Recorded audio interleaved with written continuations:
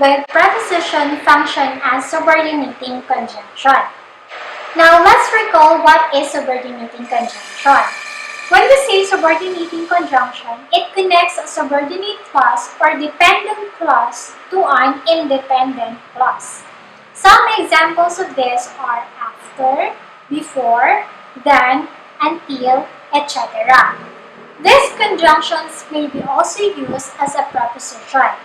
Again, when we say preposition, it shows location, time, and position.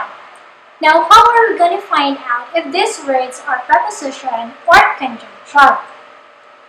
Now, the easiest way to find out if this is a preposition or conjunction is that a preposition is used in a phrase. So when we say phrase, it has two or more words with incomplete thought. It has no subject and a verb.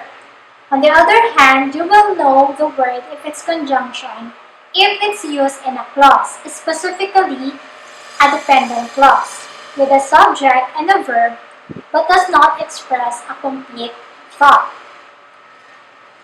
Let's take a look in our example. I will go to the bank after lunch. So the word after is considered as a preposition because it is used in a phrase. So our phrase here is after lunch. It has no subject and a verb. And if you will look upon this phrase, the word after indicates time. If you will ask, when will we go to the bank? The answer is after lunch. So it indicates time. Thus, it's correct to say that the word after is a preposition.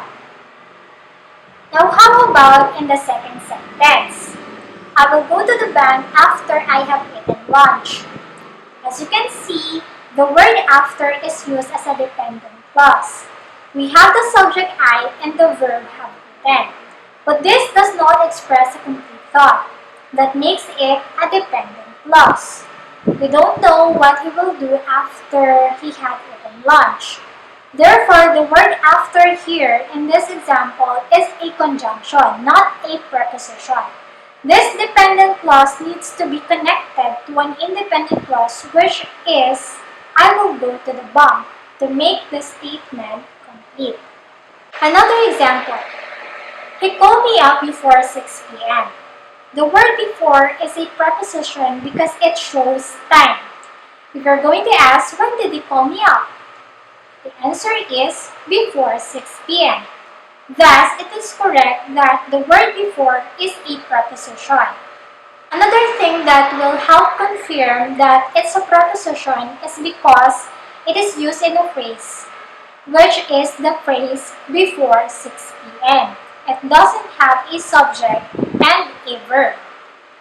On the contrary, the statement, he called me up before I went home, the word before here, although a preposition as well, functions as a conjunction because it's used as a dependent clause. It has a subject I and the verb when, but it doesn't show a complete idea. Because just by this clues alone, we don't know what he would do before he went home. Is he going to eat outside, be with his friends, and so on. So this dependent clause must be attached to an independent clause to complete its meaning.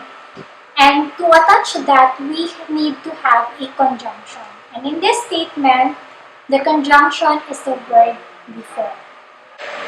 Next example. He plays basketball more often than me. The underlined part here is a phrase because it has no subject and a verb. Notice that the word than is used in a phrase. Therefore, it's correct that this word is a preposition. Meanwhile, in the second sentence, the word than is considered as a conjunction. Why? It is because it is used in a dependent clause. We have the subject I and the verb do. Though we have those two, it's still considered as an incomplete thought. So this clause must be attached to an independent clause in order to complete its meaning. And the word that can connect the dependent clause to an independent clause is the word than, which is a conjunction. Last example. I watched the program until sunset. The word until is used in a phrase which is until sunset. It is a phrase because we don't have a subject and a verb. To assure you that the word until functions as a preposition, let me ask you this question. Until when did I watch the program? The answer is until sunset.